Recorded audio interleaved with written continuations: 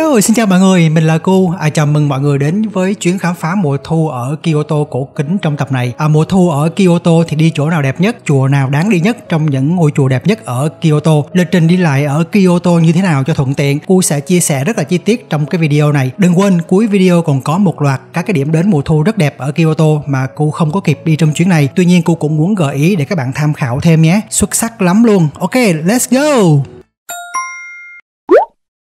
Có một kỷ niệm đáng nhớ nhất của chuyến đi chính là lúc mà đây mọi người 4 giờ sáng là lục đục thức dậy, đến 4 giờ rưỡi sáng là đã ra khỏi khách sạn ở Osaka để di chuyển về Kyoto. Lúc này ở ngoài đường còn vắng hoe, cả thành phố còn đang ngủ là bọn mình đã chuẩn bị đi check in rồi. Nghe có vẻ buồn cười quá phải không mọi người, nhưng mà xíu nữa thì mọi người sẽ biết lý do vì sao nha. Bọn mình bắt taxi đi từ khách sạn đến ga Kitahama. Lý do là từ cái ga này mình đi line Keihan Main Line là đi đúng một line sẽ đến ngay chùa Fushimi Inari Taisha. Thời gian di chuyển là khoảng 1 tiếng 20 phút. Từ cái ga Kitahama này mình đi chuyến đầu tiên lúc 5 giờ sáng thì lúc đến chùa Fushimi khoảng 6 giờ 20 là đẹp. Chặng này vừa không mất công chuyển line, vừa có thể đi bằng thẻ Kansai Through Bus rất là tiện lợi. Mình giới thiệu một chút xíu về cái loại vé mà mình sử dụng đi lại giữa Osaka và Kyoto để mọi người có thêm thông tin nha. Đó là cái vé Kansai Through Bus, mọi người có thể thoải mái đi tàu metro, xe bus ở vùng Kansai, ở trong đó có Kyoto và Osaka. Tuy nhiên có một lưu ý quan trọng là từ tháng 4 năm 2024 thì cái vé Kansai Through Bus này đã không còn nữa và thay thế vào đó là một cái vé mới mang tên là Kansai Railway Bus, và cái vé mới này thì chỉ có thể dùng để đi tàu, đi metro thôi. Xe bus thì phải mua vé riêng. Mọi người cập nhật thông tin này nha.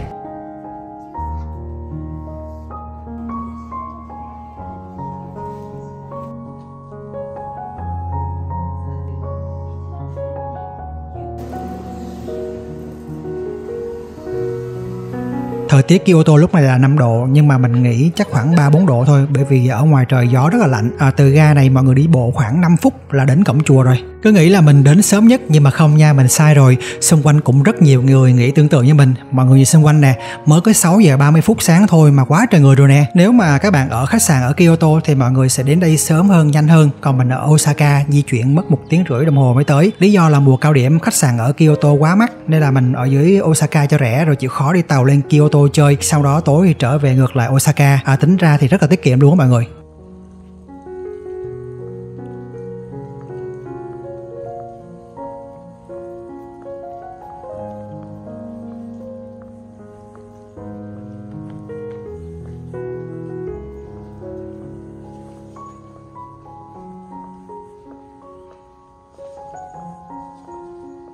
Trước khi mà bắt đầu đi lang thang trong chùa thì nhớ xem qua cái bản đồ trước nha. Bản đồ này hướng dẫn rất là chi tiết các cái khu vực tham quan. Nhưng mà thật ra theo mình thấy chỗ đẹp nhất của chùa Fushimi Inari Taisha chính là con đường dẫn lên núi với 10.000 cái cổng màu đỏ nối tiếp nhau rất là độc đáo. Chùa Fushimi Inari Taisha không chỉ là một cái địa điểm tôn giáo quan trọng mà còn là một cái biểu tượng văn hóa và du lịch rất đặc trưng của Nhật Bản. Chùa được xây dựng vào thế kỷ thứ 8 và được xem là nơi thờ thần Inari, thần bảo hộ của nông nghiệp mùa màng ở trong đạo Shinto.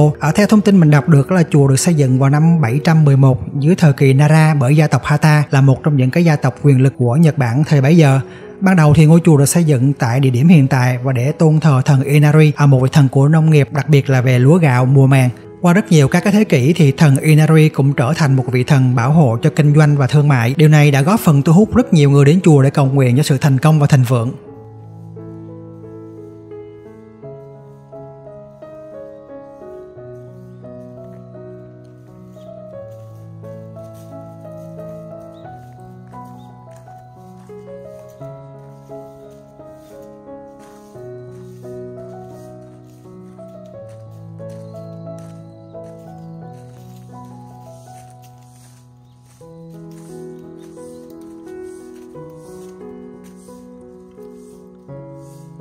Bạn có thể mua những cái cổng torii nhỏ xíu này, viết lời cầu nguyện lên rồi treo lên trong chùa, kiểu giống như ở Việt Nam mình hay mua những cái loại nhang cuộn xong rồi viết lời ước treo trong chùa vậy á mọi người. Thần Inari thường được mô tả dưới hình dạng một con cáo màu trắng, được xem là sứ giả của thần. Những bức tượng cáo thường được đặt ở lối vào và các đền Inari. Cáo được xem là một linh vật có khả năng bảo vệ mùa màng khỏi sâu bệnh và mang lại sự thịnh vượng.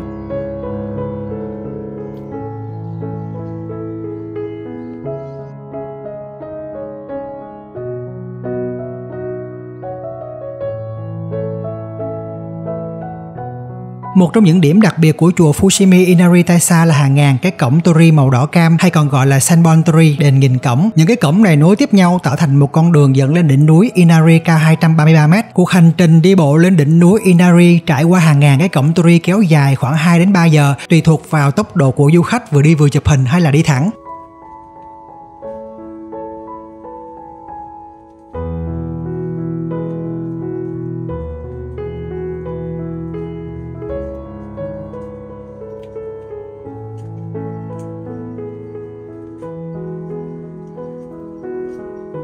Mọi người biết không, các cái cổng torii này thường được tài trợ bởi các doanh nghiệp và các cá nhân với hy vọng là thu hút may mắn thịnh vượng trong công việc làm ăn của mình. Chùa Fushimi Inari Taisa thường được biết đến với cái tên là chùa ngàn cổng Senbon torii, và theo một số liệu ước chừng từ Trung tâm xúc tiến du lịch Nhật Bản thì chùa này có khoảng 10.000 cái cổng torii, một con số quá khổng lồ đúng không mọi người?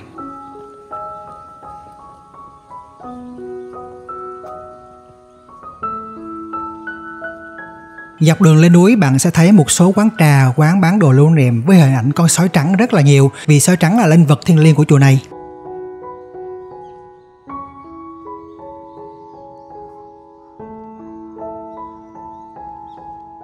Trên đường lên núi bạn sẽ thấy rải rác có những cái bàn thờ bằng đá, còn gọi là Otsuka, thờ hình tượng con cáo quấn chiếc khăn màu đỏ và những chiếc cổng torii màu đỏ cam nhỏ xíu đặt khắp nơi. Nếu để ý bạn cũng sẽ thấy cổng torii màu cam rực rỡ này là một biểu tượng văn hóa rất là đậm nét và độc đáo của Nhật Bản, chứ không chỉ riêng của vùng Kyoto này. Du khách thường đặt lễ vật như rượu sake và đậu phụ chiên với các cái bức tượng cáo vì chúng được cho rằng là món ăn yêu thích của cáo. Fushimi Inari Taisa không chỉ là một cái địa điểm tâm linh mà nó còn là một cái biểu tượng văn hóa của Nhật Bản. Nơi đây phản ánh sâu sắc sự tôn kính và tín ngưỡng của người Nhật đối với thiên nhiên và các vị thần bảo hộ. Đồng thời kiến trúc và cảnh quan tuyệt đẹp của chùa cũng thu hút rất nhiều du khách và các nhiếp ảnh gia đến từ khắp nơi trên thế giới.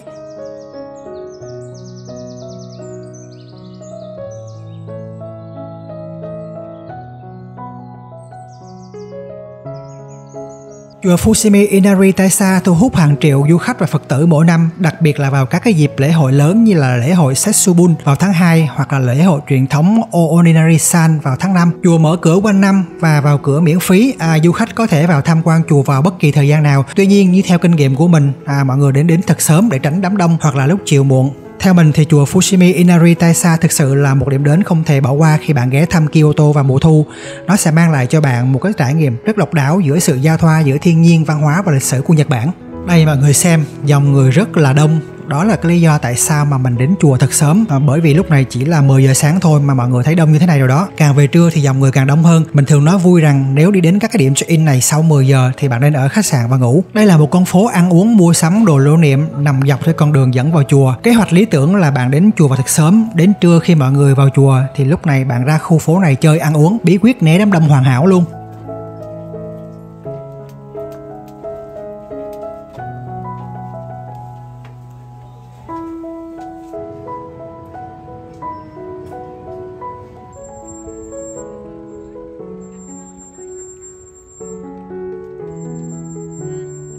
Từ chùa Fushimi Inari Taisa mình di chuyển qua khu vực Arashiyama bằng xe bus. Các cái điểm tham quan đi lại ở Kyoto đa phần là mình đi bằng xe bus và tình trạng kẹt xe rất là kinh khủng, nhất là giờ cao điểm. Khu vực Arashiyama nằm ở phía tây của Kyoto là một cái điểm du lịch rất là nổi tiếng và mùa thu là thời khắc đẹp nhất trong năm của khu vực này, vì thế du khách đổ về đây rất là đông.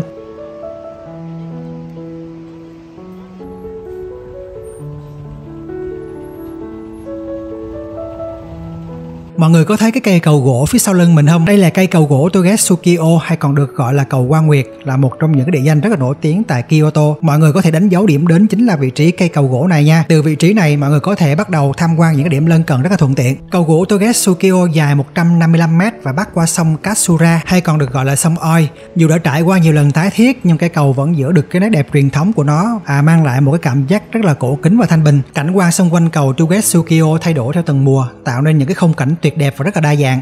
Vào mùa xuân thì hoa anh đào nở dọc hai bên sông, tạo nên một bức tranh thơ mộng. Mùa hè thì không khí trong lành và mát mẻ từ dòng sông. Đặc biệt vào mùa thu thì khu vực này trở nên nổi tiếng với những tán lá đỏ rực rỡ của cây phong. Mùa đông thì xung quanh cầu có thể phủ một lớp tuyết trắng, mang đến một cái vẻ đẹp yên bình và tĩnh lặng.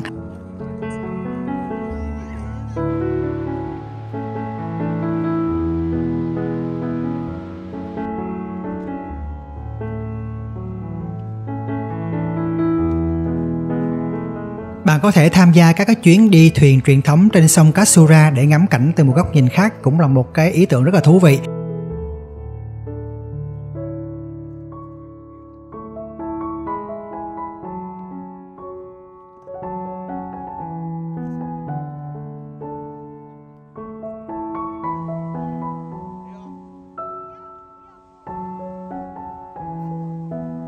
Khu vực Arashiyama có rất là nhiều ngôi chùa cổ kính lâu đời và đẹp nhất vẫn là mùa thu để ghé thăm những ngôi chùa này. Vì không có nhiều thời gian nên mình chỉ chọn một ngôi chùa có lá phong đẹp nhất để ghé thăm mà thôi. Đó là chùa Hogon-in.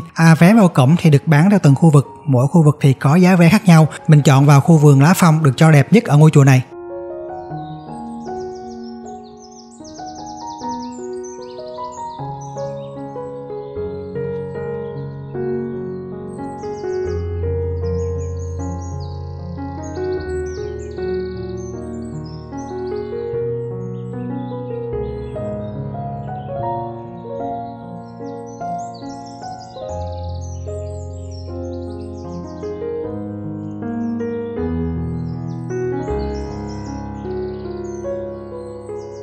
Hogon-in là một ngôi chùa Phật giáo nằm trong khu vực Arashiyama. Đây là một ngôi chùa nhỏ thuộc trường phái Rinzai của Thiền tông. Hogon-in nổi tiếng với khu vườn tuyệt đẹp và không gian yên bình. Điều này làm cho nó trở thành một cái địa điểm đến lý tưởng cho những ai muốn tìm kiếm sự tĩnh lặng và muốn chiêm ngưỡng của vẻ đẹp kiến trúc Nhật Bản truyền thống. Chùa Hogon-in còn nổi bật với khu vườn cảnh mang phong cách truyền thống Nhật Bản rất đẹp, được thiết kế để tạo nên một không gian thiền tịnh hài hòa với thiên nhiên.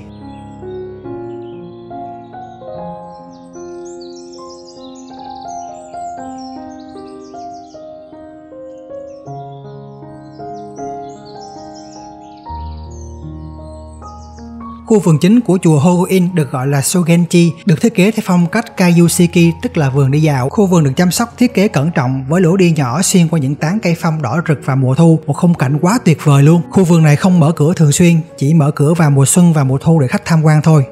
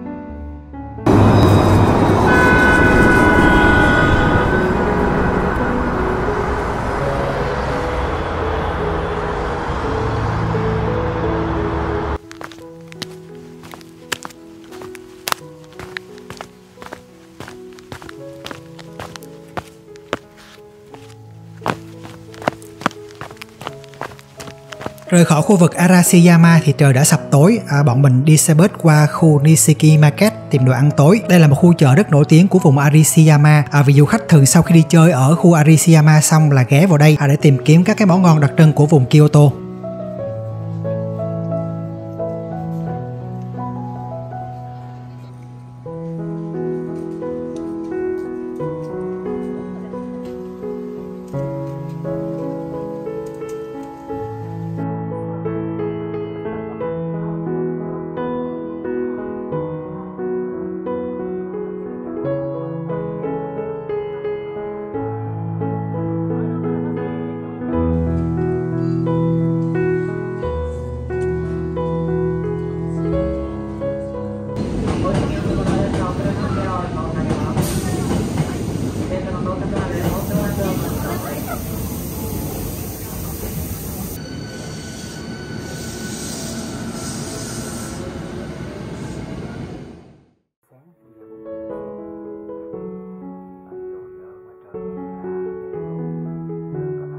Như Cu đã chia sẻ trong video trước ở Osaka thì mình book khách sạn ở Osaka, sau đó lên Kyoto chơi cả ngày, tối thì đi tàu về lại Osaka. Nếu mọi người đi tàu đường sắt thì di chuyển từ Osaka lên Kyoto khoảng 1 tiếng hơn, tùy cái điểm đến ở Kyoto là xa hay gần. Còn đi tàu nhanh thì chỉ khoảng 20 phút thôi, nhưng mà điểm dừng duy nhất của tàu nhanh là ga Kyoto Station, rồi từ đó mọi người mới đi xe bus đến các cái điểm tham quan. Nếu mà tính ra tổng thời gian của tàu nhanh và tàu chậm thì mình thấy cũng không chênh nhau là mấy.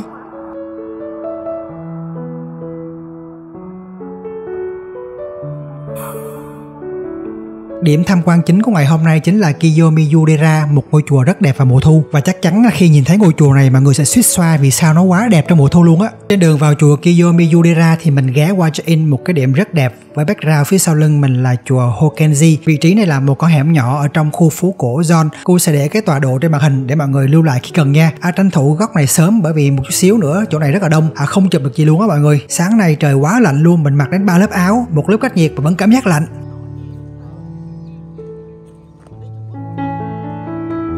Lúc này là khoảng 6 giờ sáng, trời còn nhá nhem tối. Mình vẫn cứ nghĩ là mình đến sớm nhất cơ, nhưng mà nhìn xung quanh coi, quá trời người cũng đến sớm rồi nè. Mới có 6 giờ sáng thôi á mọi người.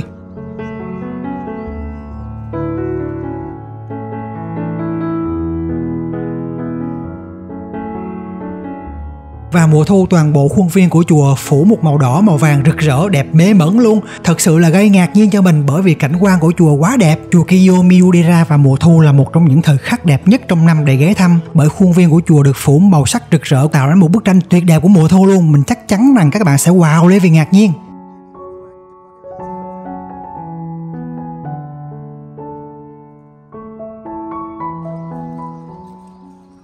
Ngôi chùa này được xây dựng vào thế kỷ thứ 18 vào thời kỳ Heian như một phần của sự phát triển Phật giáo ở Kyoto. Tuy nhiên, nhiều phần của ngôi chùa đã được xây lại hoặc tu sửa rất là nhiều lần qua các cái thời kỳ lịch sử. Kiyomizu có nghĩa là nước trong suốt, được đặt tên theo một con suối ở trong khu vực. Người ta tin rằng uống nước suối này sẽ giúp cho mình khỏe mạnh và may mắn. Chùa nằm trên một cái triền đồi cao nên nhìn xuống là cả một thảm lá vàng lá đỏ đẹp nhức nhối thiệt chứ. Để vào bên trong khu chánh điện và cũng là khu đẹp nhất của ngôi chùa thì mọi người phải mua vé nha. Lúc này bên trong chùa đã khá đông người rồi nè.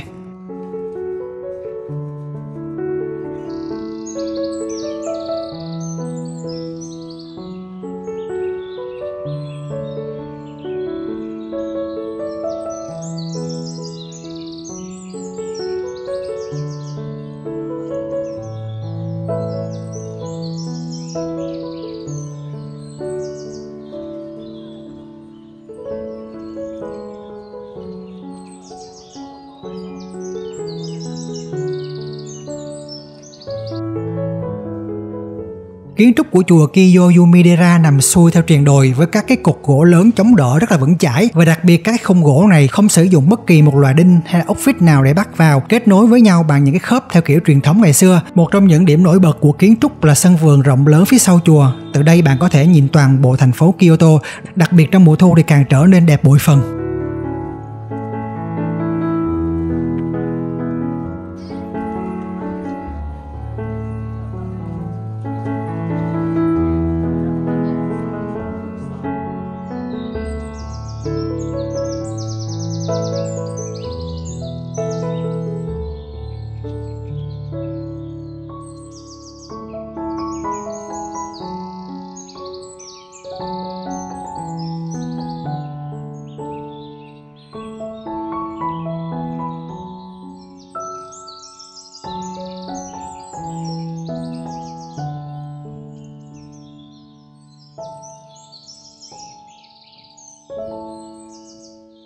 Trước khi quay ra khỏi chùa thì bạn có thể ghé mấy cái shop này để mua các cái vật phẩm lưu niệm hoặc là mua nhang để cúng nè.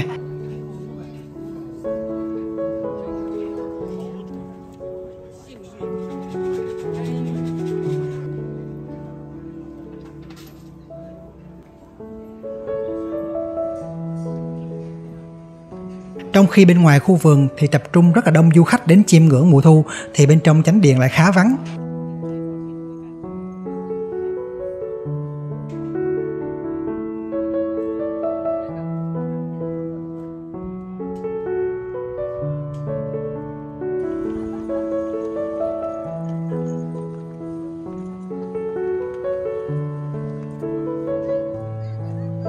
Đây là một con đường trong khu phố cổ Gion, con đường nổi tiếng sầm uất dẫn đến chùa Kiyomizu-dera. Có cảm giác như con đường này lúc nào cũng đông nghịt người như thế này á mọi người. Từ sáng cho đến tối bất kể mùa nào mình cũng thấy rất là đông đúc. Con đường này là trục đường chính. Nếu mà bạn muốn tìm những không khí phố cổ xưa vắng vẻ, trầm tĩnh hơn, hoặc là xem các cái geisha đi làm việc thì bạn có thể rẽ vào các cái con hẻm nhỏ, các cái con đường nhỏ ở hai bên. Xung quanh trục đường chính Hanamikoji này còn có rất là nhiều điểm đến khác mà nếu thích khám phá bạn có thể lang thang vào những con hẻm nhỏ. Mình nghĩ là nếu có thời gian các bạn đi lang thang sống chậm, trải nghiệm chậm thì sẽ rất là thích thú.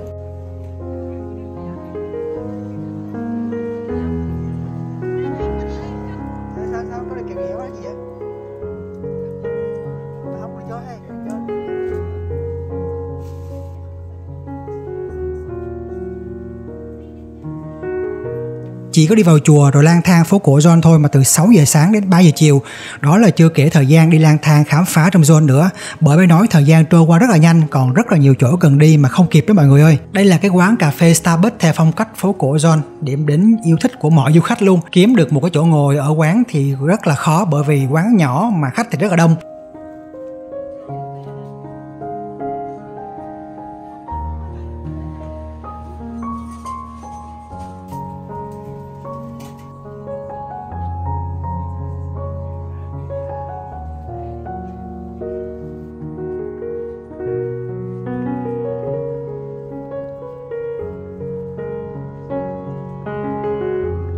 Rời phố cổ Gion tính đi rừng trúc Arishiyama mà tuy nhiên thì đi giờ này rất là đông, chưa kể kẹt xe nữa mà đi đến nơi thì cũng không kịp nên là mình quyết định quay trở lại Osaka đi ra khu Dotonbori để chơi tiếp. Trong tập trước ở Osaka thì mình giới thiệu rất là kỹ về cái khu Dotonbori này, mọi người xem lại tập review Osaka của mình nha. Thú thật thì ban ngày khu phố Dotonbori này cũng không có gì là ấn tượng lắm, tuy nhiên khi vào đêm thì Dotonbori trở nên sôi động, rực rỡ màu sắc với rất nhiều cái quán bar, câu lạc bộ đêm, nhà hàng đầy rẫy các cái quán ăn đường phố rất là mời gọi.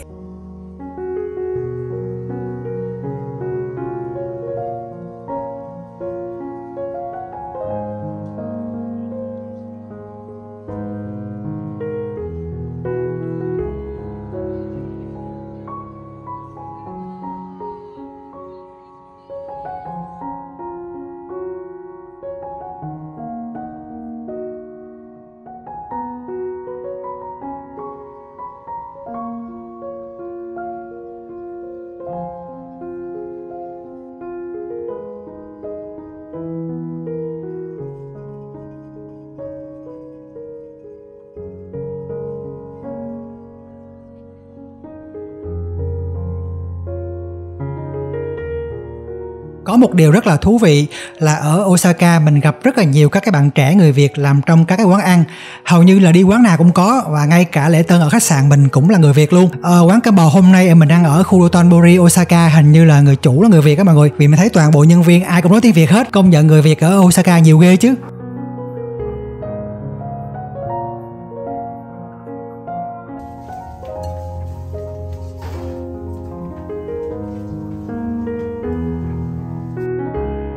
Kyoto mùa thu còn rất là nhiều điểm đến cực đẹp luôn, mà trong 2 ngày thì mình không thể đi hết được. Tuy nhiên là mình vẫn muốn giới thiệu thêm để mọi người có thêm thông tin sắp xếp lịch trình phù hợp theo cái sở thích của mọi người nhé. Và để tiếp tục hành trình khám phá Osaka mùa thu thì mời mọi người xem lại tập review ở Osaka của mình nha. Ok, cảm ơn mọi người đã theo dõi rất là nhiều. Bye bye, hẹn gặp lại nha.